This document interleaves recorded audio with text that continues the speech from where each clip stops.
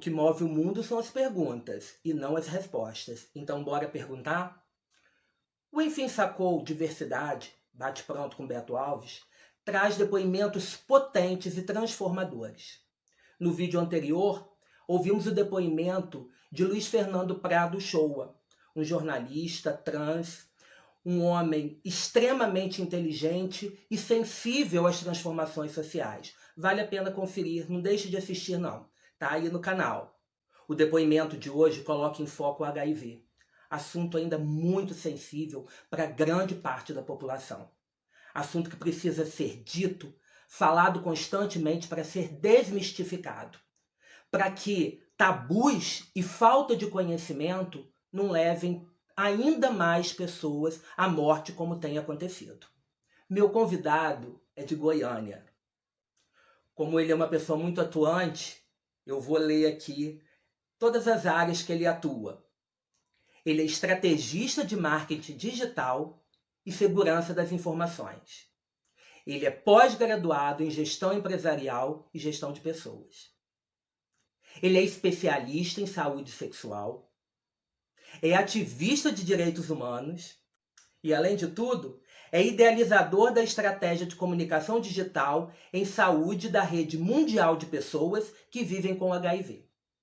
Ele é João Geraldo Neto, o super indetectável.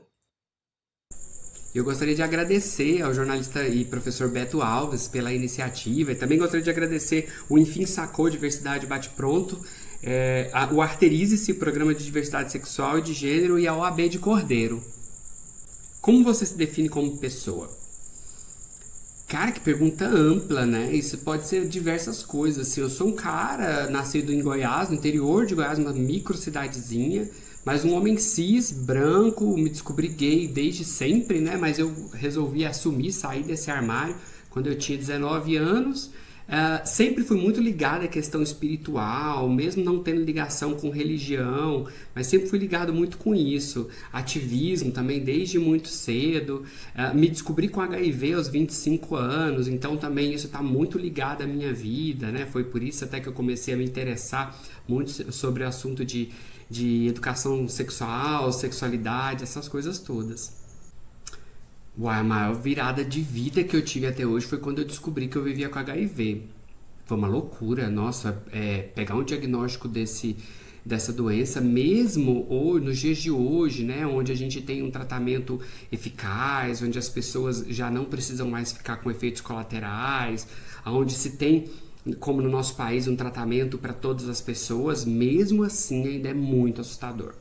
Eu pensei que eu fosse morrer, então eu pensei que fosse morrer pouco tempo, depois eu pensei que ia morrer em mais tempo, mas de qualquer maneira a sensação de morte me causou um renascimento. Eu costumo falar que na verdade eu renasci depois do meu diagnóstico de HIV, e é interessante como eu passei a ter uma relação diferente com as coisas que eram triviais ali, né, tipo, família, comida, viagens, que é a coisa que eu mais gosto de fazer. Então, com tudo isso, eu passei a ter uma relação diferente.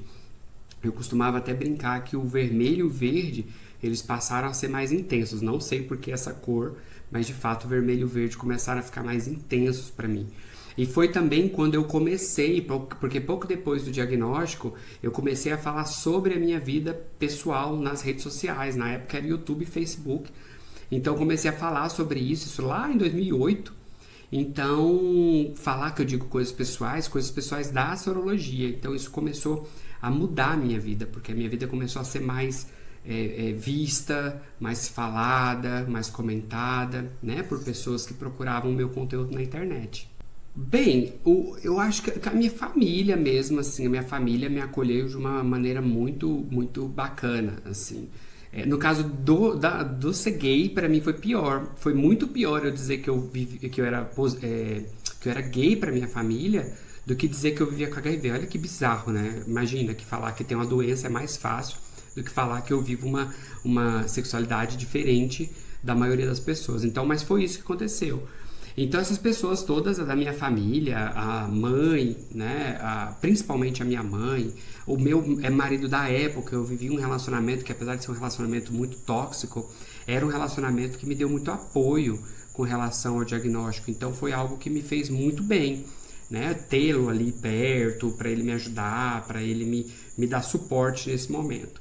E depois, outras pessoas que foram muito importantes são os ativistas que me inspiraram demais. Eu sempre falo da Beatriz Pacheco, da Bia Pacheco, eu sempre falo da Silvinha Almeida, que são pessoas que me chamaram muita atenção, porque quando eu comecei a procurar sobre HIV na internet, eram as pessoas que eu via, eram as pessoas que falavam sobre HIV. E mesmo elas não tendo o canal delas, né, porque o meu canal foi o primeiro canal de uma pessoa brasileira falando sobre o próprio HIV, eu as via em vários lugares, eu via outros ativistas também, então elas me inspiraram demais.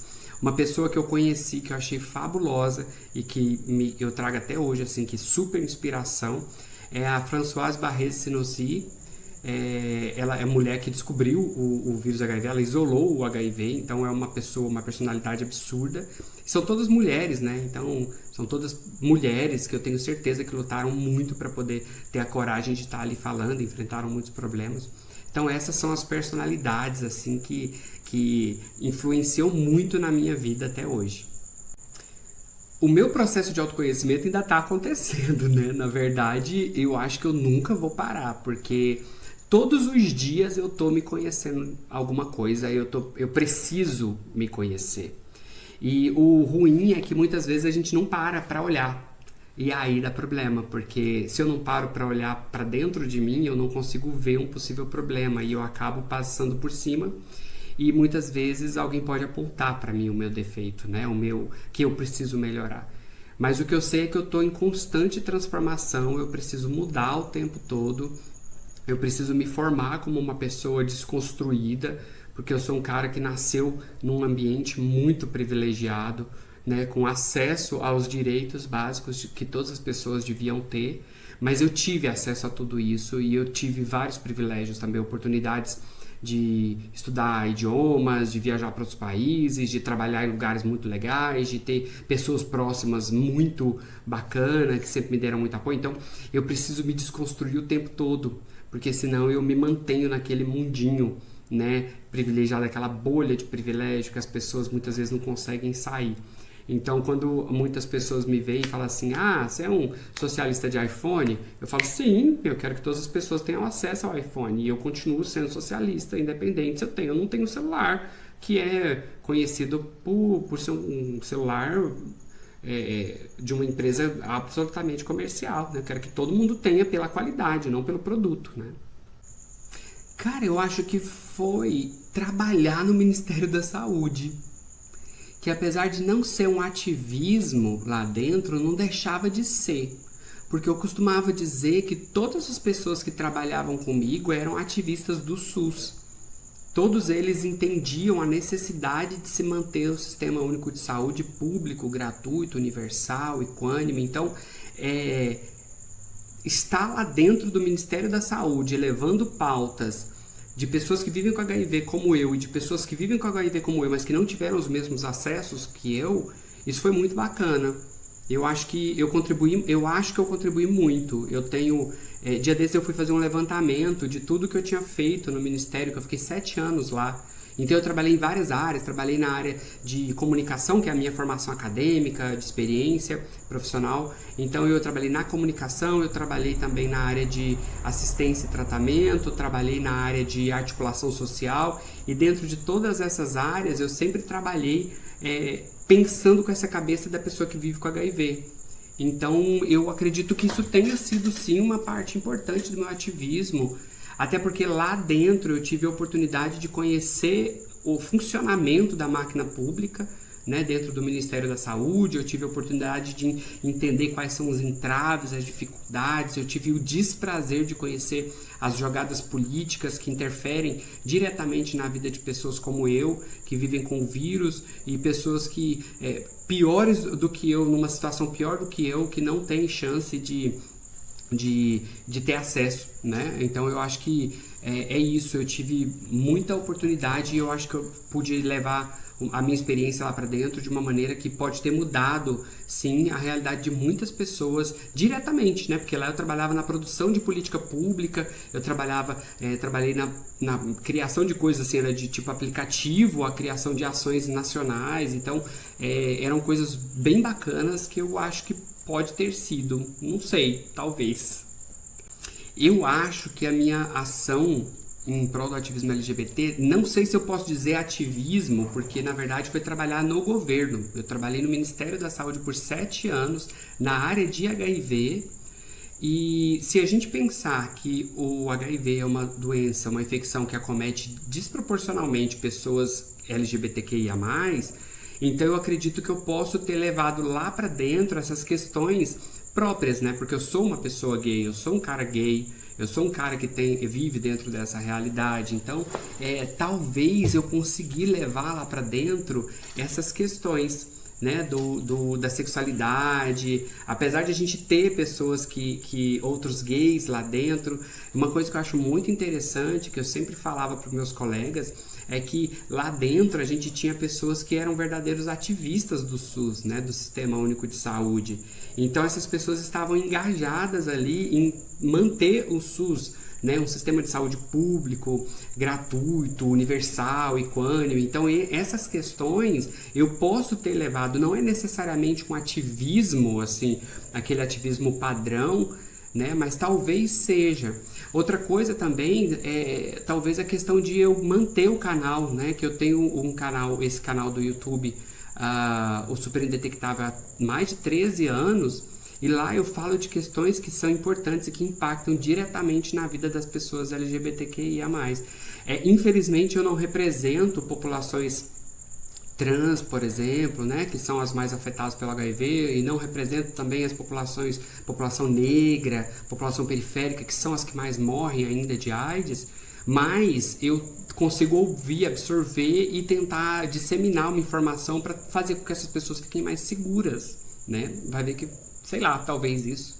Bem, eu decidi falar sobre HIV na internet porque eu não tinha ninguém que falava sobre isso, assim, na verdade tudo que eu via era governamental ou era de ONG, mas eu sentia falta daquilo que há quase 15 anos atrás a gente já tinha, que era essa coisa de gostar de ver alguém que passou por aquilo falar sobre aquilo, né? Então foi nesse momento que me chamou a atenção. Como um bom estrategista de marketing, né, eu notei que existia uma demanda reprimida ali, existiam pessoas que queriam esse conteúdo e talvez não tivesse. Na verdade foi uma percepção assim própria.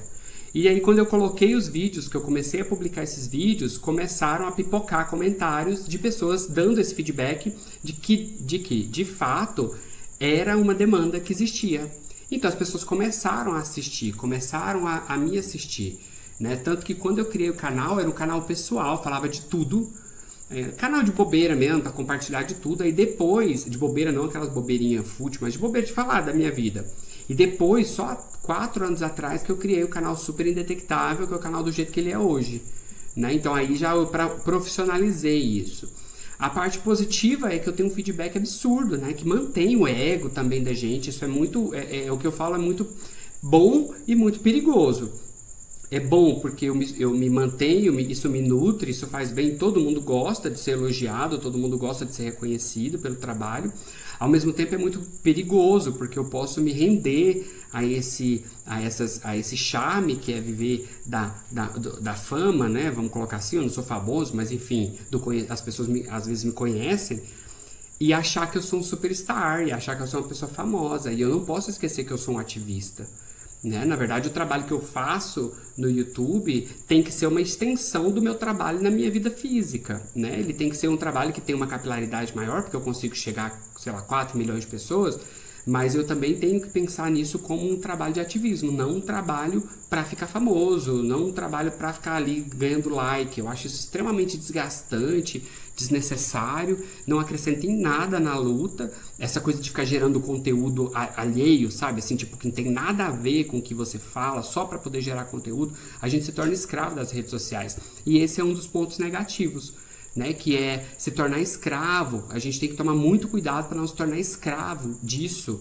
dessa rede social, do algoritmo do YouTube, do Instagram, para a gente não achar que a gente depende, a nossa vida depende de like. Eu não penso assim hoje. Hoje eu não tô nem aí se vai ter like ou se não vai ter like. É claro, quando eu faço um vídeo, eu quero que esse vídeo ele vá para o maior número de pessoas possíveis, porque eu acredito que esse conteúdo seja importante e esse conteúdo é relevante. Eu falo de ciência, né? E ciência para a população LGBT, para a população trans, para a população negra, apesar de não ser essas populações. Mas então eu tenho que ficar focada nisso, não posso ficar desvirtuando, achando que eu vou agora virar famosinho. E a exposição da intimidade é algo muito problemático, que me deu muitos problemas por muitos anos. A exposição da minha vida privada, hoje já não é mais assim. Hoje eu só exponho exatamente o que eu seleciono que eu quero expor. Porque muitas pessoas não conseguem entender isso e elas começam a cobrar de você algo que você não tem dever. Por exemplo, muita gente entra em contato comigo pelo WhatsApp, eu descobri no meu WhatsApp, eu falei o meu WhatsApp num vídeo que eu publiquei uma vez. As pessoas entram em contato comigo para tirar uma dúvida e elas não aceitam que eu não responda a mensagem. Só que, tipo, se vocês olharem meu WhatsApp, meu Instagram, meu YouTube, é tudo, e Facebook é tipo impossível de responder, porque tem muita gente que fala comigo, eu não tenho ajuda de ninguém. E aí as pessoas acham que elas têm o direito de dizer como eu devo ou não devo me comportar. Esse tipo de coisa eu não aceito, eu não gosto. E isso aí é um problemão que essa exposição traz. Né? O meu canal não é o canal mais acessado do Brasil, de jeito nenhum, está muito longe disso. É um canal relativamente pequeno. É um canal grande de HIV, o maior canal de HIV do Brasil. Mas é um tema muito específico, né? Muito cheio de preconceito. Tanto que as pessoas que vivem com HIV não seguem o meu canal. É muito louco isso, mas quem segue muito meu canal são basicamente profissionais de saúde, ativistas, pessoas que estão ligadas à questão do HIV de outra coisa que não a própria sorologia. E agora vamos para a pergunta dourada. Vamos ver o que é isso, gente. Alcances e limites na convivência com o vírus HIV. Saúde física e saúde emocional. Qual é o maior desafio? Nossa, eu acho que hoje, nos tempos agora, nesses tempos que a gente está vivendo de pandemia, eu acredito que a saúde mental está sendo mais difícil. É claro, o que eu estou falando é dentro da minha realidade, dentro da realidade de uma pessoa que tem acesso. Né? Manter a minha saúde mental está muito mais complicado do que manter a minha saúde física. Até porque eu tô dentro de casa, eu tô preso desde março, né? Eu não saio, eu sou super chato com isso, então eu tô super chato para não me infectar com a Covid e manter a minha saúde nesse caso, mas a saúde mental tá muito complicado, muito difícil. Tenho ido a psiquiatra, tentado ir psicólogo, mas é muito complicado. Mas eu acho que a gente precisa de cuidado, precisa de atenção. Muitas vezes a gente pensa que a gente está cuidando dos outros, né? Eu estudando, fazendo vídeo, falando e respondendo mensagem, mas eu esqueço que eu também preciso de cuidado. Está muito complicado. E eu queria agradecer mais uma vez ao professor Beto Alves, né, por tá tocando esse projeto. Queria agradecer também ao Enfim Sacou, Diversidade Bate Pronto com Beto Alves, o Arterize-se, o Programa da Diversidade Sexual e de Gênero, e a OAB de Cordeiro, tá bom? Um beijo para vocês, até mais. Tchau, tchau. Obrigado, João, por aceitar o meu convite. Estarmos engajados na mesma causa é muito importante. Saiba mais sobre o João e o Super Indetectável nos links que eu vou postar aqui na descrição. E o João nos deixa uma mensagem muito importante no seu depoimento. Mesmo que você se sinta dentro de uma bolha de privilégios, por não ser trans, por não ser negro, por não viver numa comunidade periférica, que são as pessoas mais atingidas pelo vírus HIV, por uma série de questões sociais ainda inerentes na nossa sociedade, não deixe de falar.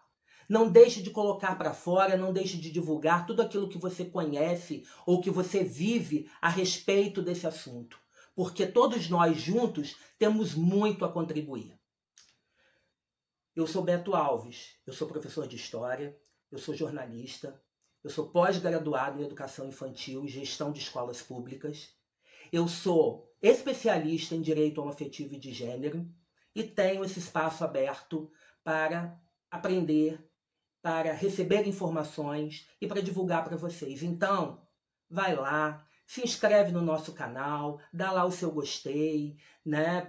Faz o seu comentário, isso é muito importante para o engajamento na causa e para a visibilidade do nosso projeto. Romper com estigmas através do questionamento é desconstruir o preconceito. Precisamos falar sobre o HIV abertamente. Não permitir que o preconceito mate ainda mais, pois o preconceito silencia e a pessoa calada, ela não procura ajuda, e as pessoas que não procuram ajuda morrem.